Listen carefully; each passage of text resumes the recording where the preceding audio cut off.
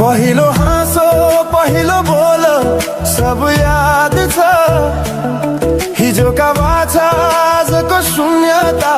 साथ छ जीवनको रंग नै हरायो अचानक तिमी बिना बाँच्नु